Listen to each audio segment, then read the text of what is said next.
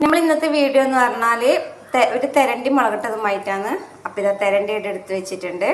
ചട്ടിയിൽ നമ്മൾ എണ്ണ ചൂടാക്കി എടുത്തിട്ടുണ്ട്. അതിലേക്ക് നമുക്ക് ചെറിയ ഉള്ളി ഇട്ട് കൊടുക്കാം.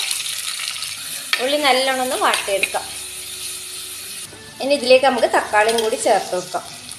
ഇതിലേക്ക് ഇനി ഇഞ്ചി വെളുത്തുള്ളി പേസ്റ്റും 2 പച്ചമുളക് കുറച്ച് ഉപ്പും കൂടി ഇട്ടിട്ട് നല്ലോണം ഇളക്കി കൊടുക്കാം. ഇതിലേക്ക് ഇനി ആവശ്യമുള്ള പുളിവെള്ളം ചേർത്ത് കൊടുക്കാം.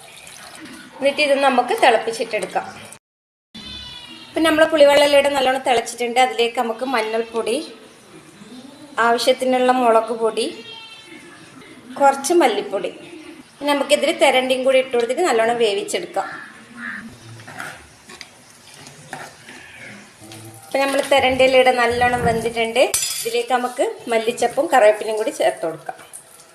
അപ്പം നമ്മൾ തെരണ്ടിക്കറിയുടെ റെഡി ആയിട്ടുണ്ട്. വീഡിയോ ഇഷ്ടപ്പെട്ടതാണെങ്കിൽ ലൈക്ക് ചെയ്യുക, കമൻറ്റ് ചെയ്യുക, സബ്സ്ക്രൈബ് ചെയ്യുക. Thank you.